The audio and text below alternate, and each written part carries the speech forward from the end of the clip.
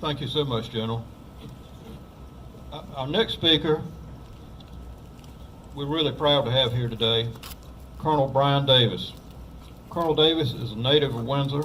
He retired from the Air Force in 2016, culminating a 30-year career as the wing commander at Tinker Air Force Base in Oklahoma City, where he commanded a diverse wing of over 3,000 airmen.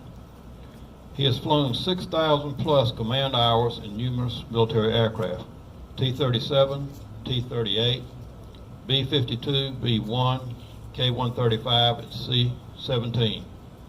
He has participated in nearly every military campaign since Gulf War I, to include Operation Southern Watch, Operation Northern Watch, Kosovo, Operation Enduring Freedom, Operation Iraqi Freedom, Operation Noble Eagle, while compiling over 56 hours of combat time. Something that we should all be very, very proud of. Recently, Colonel Davis was notified that he had been selected to be a Deputy Secretary of Defense. We have never had anything like that here in Windsor, so we are very, very proud of you, Colonel Davis.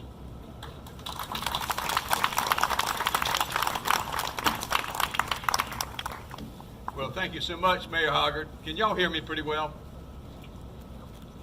I could probably speak without the microphone. I have known the mayor, Jimmy, and his beautiful wife, Rita, for many years. And I'm going to tell you, that's a power couple. But I just want to take a second to thank him.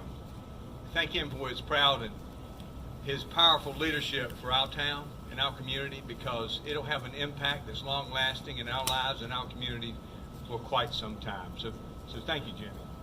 Thank you so much.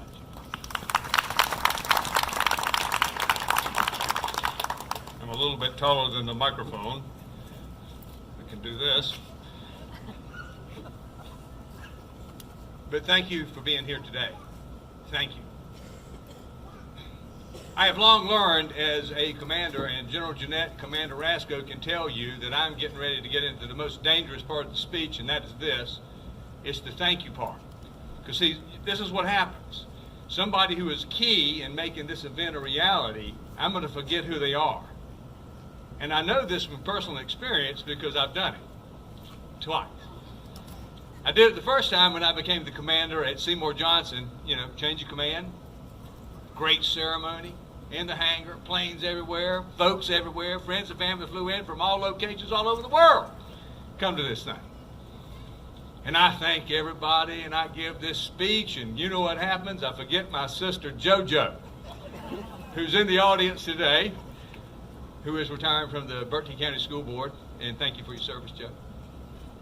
And if everybody knows JoJo and knows where we live, she lives just right beside me, next door. She lives so close I can get on my porch on the outside and throw a tennis ball and hit her bedroom window. I know because I've done it. And she only reminded me every day.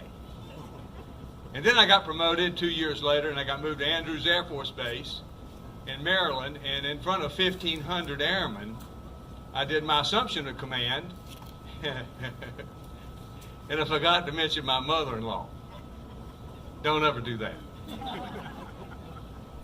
So I finished the speech up, and I walked down. I sat down beside my wife, my beautiful wife, Kelly, and I said, "Hey, baby, how was the speech?" She goes, "Oh, the speech was great. The speech was great. You forgot Mom." Uh-oh. I looked over at Nita, her mother, my mother-in-law, and I said, "Sweetie, I am so desperately sorry for forgetting to mention your name." And she said, "Sweetie, it's all right." And the next two sentences I can't say in public because you can't say those words in church. So what I'm going to tell you today is I know there's a committee that put this together. And I know that Kathy Wilson was in contact with all of us who were speaking. And thank you, Kathy. So that's the only name I'm going to mention. But to the committee, I'm going to give you this one thing. Blanket, thank you for doing this. See, I didn't forget anybody. No. Because you took time out of your busy life to do this for the town and for you. And that's pretty special. Because we do live busy lives, right? We're busy people. I found out in retirement that I'm busier than I was when I was working. I don't know how I did what I did when I was working. I don't know how I got stuff done around the house when I was working. I guess it just didn't get done. Kelly did it. I don't know. But it is appropriate and it is fitting today that we pause in our busy lives and we honor the men and women who have given us so much. Now, General Jeanette, I love it when speeches coincide because he said it in his speech and it was perfect. As we stand on the shoulders, Bill Castellano. And I heard a speech early in my career. It was like the first or second year that I was in the Air Force, and this man said, it was a poignant speech, and he said, you know, we stand on the shoulders of giants. And we do. But we're busy people. We Americans are busy people. In 2007, I am flying a mission out of Seymour Johnson. It's a particularly unique mission to Seymour Johnson. It's a really cool mission. I loved it. It's called a roller mission. And what we do is we take the KC-135, we fly it up to Dover Air Force Base in Delaware. We land it, we upload gasoline, we upload secure cargo, which is top secret cargo. We upload what's called a Raven team, which is a crew of 4 of, well, lack of a better word, they're just badasses. They're just armed to the teeth. They will kill you in a minute if you transgress anything. They protect the cargo, they're good. And then they have a courier, an armed courier, who directs this whole thing. And I know when we're leaving out of Seymour Johnson to go to Dover, there's a line of thunderstorms that go from Mississippi all the way up to Maine. And it is an intense line of thunderstorms. There is, I'm telling you, there ain't no way to pick through it, go over it. If you're going to go west, you're going to drive. You ain't flying through it. But I figured out after we took off, I've got 55 minutes. When I get to Dover, I got 55 minutes to upload the cargo, get the Raven team briefed, get the courier briefed, get everything on there, get the gas uploaded, file myself at base operations, check the weather, and take off. I can do it. I got it. We're busy. We're busy people. So we land in Dover. I push it up. I push it as fast as the plane can go, maybe just a little bit faster. We land early, 10 minutes early. We get there. We divide and conquer. I go in, I file the flight plan, I get the weather, I brief everybody, I got everybody moving. The flight crew is outside loading the jet, strapping it down. Raven team is around there. I run to the jet. We get on. I'm getting ready to crank the first engine. And there are 2 words that you hate to hear when you're on a ramp as big as Dover, on the ramp where all the planes are, and that's ramp freeze. Now, what a ramp freeze means is you can't turn a wheel, you can't start an engine, you can't move a piece of paper until they call that ramp freeze clear. What that means to a pilot, an Air Force pilot, is some knuckle-headed, big-suited, 3-star general who wanted to feel important decided to drive around a ramp on Friday night to make himself important, and he didn't want to hear jet aircraft engines start. Really? I'm being a little bit sarcastic. And that's what they usually do for DVs that come in, and I have no patience for that because we got a mission to do. So we deplane because there's nothing we can do, and I want to find out what's going on. As soon as we and the crew get down, we get down off the front of the nose of the aircraft, and there's a massive cargo plane. It's called a C-17 that's taxiing off the runway that's coming onto the tarmac, going to park right beside my jet, and I'm thinking, what kind of ramp freeze is this? You got to be kidding me.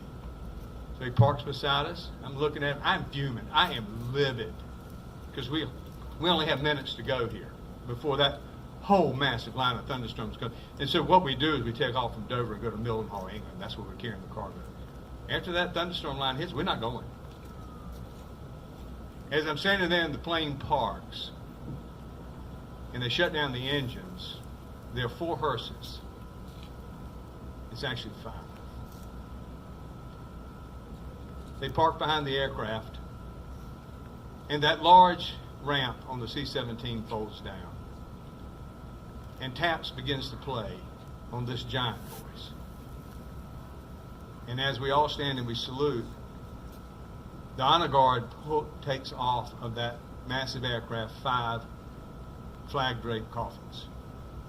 You see, 2 days prior in Afghanistan, 5 of our people were killed. We were bringing them home. We were bringing them home to their families because they gave the last full measure, that sacrifice for us. So we do stand shoulders of giants. In 2008, I'm flying another unique mission that's out of Seymour Johnson, and it's called a medvac mission. And what a medvac mission does is medical evacuation. We take a highly trained, highly skilled group of 20 individuals of med techs and nurses and docs, and we take them with us and we pick up warriors, wounded warriors all over the world. And these guys are the unsung heroes of our Department of Defense, of our military. They truly are. I mean, these are the people that go unarmed and unafraid into the war zone in Afghanistan, Syria, and Iraq. And they pick a downed pilot up, or they pick a soldier up that's been shot on the side of a hill under withering fire. And they extract them, and what their job is to do is to get them on a chopper and get them to what's called a safe haven. And there's no safe haven. There's no safe haven in a war zone, right? But it's like a mass unit, and their one job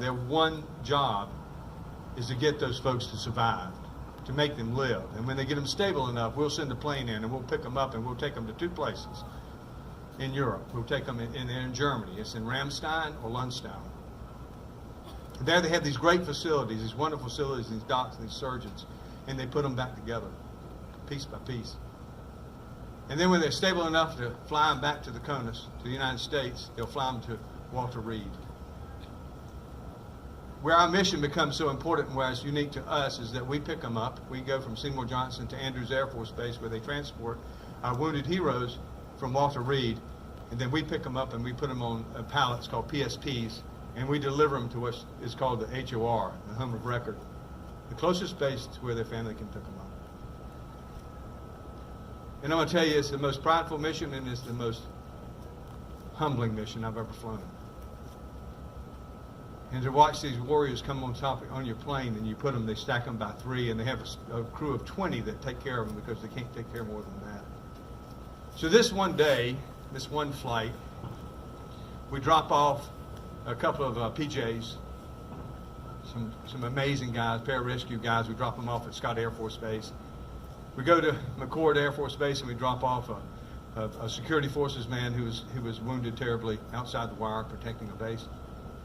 2 soldiers out of Fort Hood. And we had the last remaining guy that was with us. We were going to Miramar. We tried to do this flight in one day, and he was a Marine. Miramar is outside of San Diego. And when we do these flights, I always carry stuff with me. We love in the Air Force. We love coins. We love hats. We love T-shirts. And I try to give them all out. And some reason, these guys, they love the coins, they love the hats. So we go back there, it makes them smile. And they're all on stretchers because they can't walk. They're not ambulatory. But this one kid, his name was Matt, and he was a Marine, and he just had this, I don't know why I had this connection with him. He just had this infectious smile. And so we make accommodations for the family members to fly with them. And his mom was able to get Andrews to fly with us to Miramar. And her name was Jill, and she was a nurse. And Matt and her, they grew up, she raised him in Oregon, and she was a single mother. And when Matt was a kid, the only thing he wanted to do was be a Marine. And when he turned 18, that's what he did. He joined the Marines, and he did great. He progressed. He became a Marine sniper. Have you ever met a Marine sniper? I'll use the term again. They're badass. One day, Matt's convoy was outside of Fallujah, and they came under withering and sustained automatic gunfire. And they fought their way through it. They did. But here's the thing about our enemy. They have refined their tactics so much that when they're doing that, they're trying to get you somewhere where they can harm you more. And that's what they did. They had to make a right turn. And Matt's Humvee was hit by an IED, roadside bomb. He lost both of his legs, right above the knee. He lost complete use of his left arm and all the sight in his left eye. But this kid, every time I went back there and I talked to him, he just had this infectious smile. He was just incredible. And his mom did too. She's a beautiful woman. She was a nurse. And as we're going to Miramar, and I do the landing into Miramar, and I'm taxiing in, I'm pulling up to where the parking place is, and they've got these 2 huge fire trucks that are just got a crown of water that's coming over top of us. It's the coolest thing you've ever seen. And as we taxi into the parking place, the base commander, who is a 2-star Marine, and his leadership team are standing in front of the jet and they are saluting. And as we stop and we shut down the engines, I'm in the back and I'm securing some cargo, and the Marine General is standing there, an imposing man. I mean, he is 6'3", 6'4". He looks like he could wrestle a bear. And he is saluting me. I'm a lieutenant colonel at the time. And he said, "Sir, I would like permission to board your aircraft." I'm thinking, you can do anything you want to. I said, "Sir, please come on board." And he stopped and he looked at me and he goes, "I just want a second to talk to my Marine." And he went back and he hugged his mom, Jill. He embraced her and talked to her for a second. And then he sat down on one knee and grabbed Matt's hand. And he talked to him for 30 minutes. I don't know what he said. Have no clue. It's not my right to know. But I can tell you this, what I was thinking in my mind at the time was that that's a leader. That right there is a leader. When he was done and he left, and it was time to take Matt off the jet, I hugged his mom and I put my hand on Matt's shoulder, and Matt looked at me and he smiled and he said, "I just want to thank you for getting me home." I said, "No, dude, thank you." And he's grinning. He's got this grin. It looks like the Joker. I mean, on Batman, it's up to ear. And I go, "What are you grinning at, Marine?" And he looked at me and he said, "Sir, today I get my new legs." We stand on the shoulder of giants. Where do we get these people? Well, I'll tell you where we get them. We get them right here. It's your mom and dads. It's your grandfathers. It's your sons and daughters. It's the Mats that are scattered all over this wonderful nation, in our urban areas, in our small little hamlets like Windsor.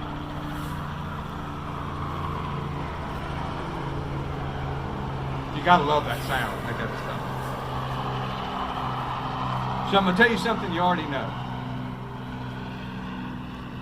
It's not our weapon systems, and it's not our technologies that make us the greatest fighting force in the world. It's our men and women. It's our men and women who every day they choose. They choose to put on their uniform, lace up their boots, and go about the very serious business of fighting and winning our nation's wars. And when they join our service, they take an oath. And in that oath is a little itty-bitty sentence. It's the smallest sentence in the oath, but it's the most powerful sentence to me. And what that sentence says is this, and I'll paraphrase it. "I am willing to die to protect this country." Otherwise stated,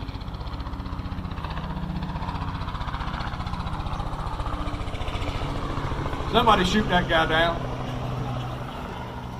Highway patrol. No, just kidding.